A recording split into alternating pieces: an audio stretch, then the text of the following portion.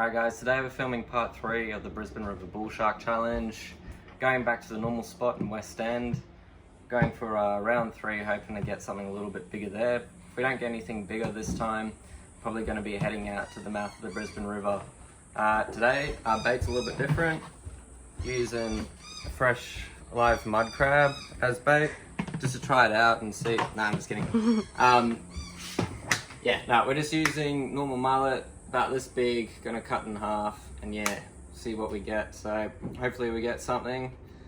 Let's go smashy. Gone directly under the boat. Okay. Take your time. Alright, 3, 2.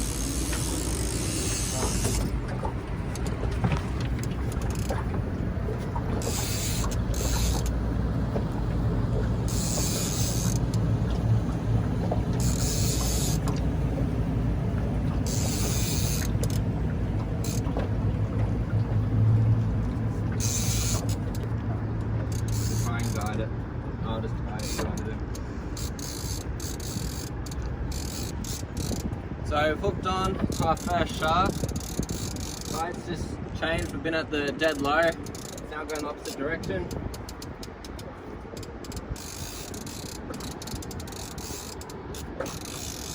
And I just handed it over to my dad. It doesn't really feel too big. It'll probably be around the meter 0.2 mark, based on the other ones we've caught.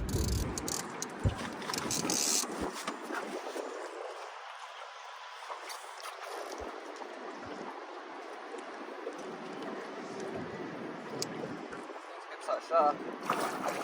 Whoa, that's probably the biggest shark we've hooked onto.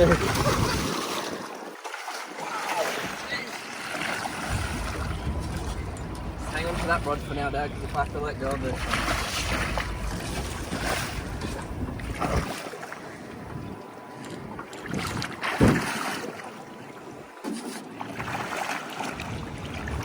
Alright. I shouldn't have handed it over to my dad. I think this is the biggest one yet. Yep. Alright. We're just going to get the tape measure out, measure him up. Alright, so he's about 1.75 meters. I'm going to try and unhook him.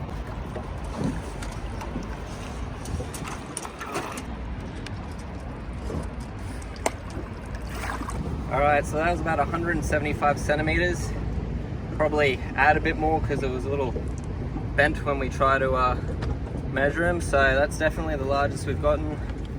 And yeah, we'll re-rig and go back out there. Alright, so I thought it'd be worth showing. This is what the line typically looks like at the end of a battle. So this is 400-pound line, so always re-rig it after we've had a shark. As you can see here, I cut the hook. So pretty much the idea is, if I was to cut up here and knock the eyelet off, that hook would stay in the shark's mouth for quite some time. But by cutting it down here, what happens is, when it's eating something over the next few days, that food's just going to be pushing on the other end of where this is broken off, and it's just going to push it out of its mouth. It's unlikely that the barb would be able to come back through the mouth, so pretty much the other end of this just slides out the mouth, and yeah, the shark won't have a hook in its mouth anymore. Obviously I try and get it out with pliers first, but usually with the bigger sharks you have to get the bolt cutters and just cut it out. I'm going to try and make something to de-hook them, but yeah, I'm going to have to do some more research on what I'm going to use. You've got the light on.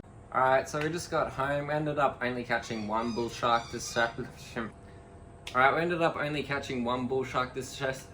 Alright, so I only ended up catching one shark this session. Good thing was, it was around 175 centimeters, so it's definitely ramped up our PB.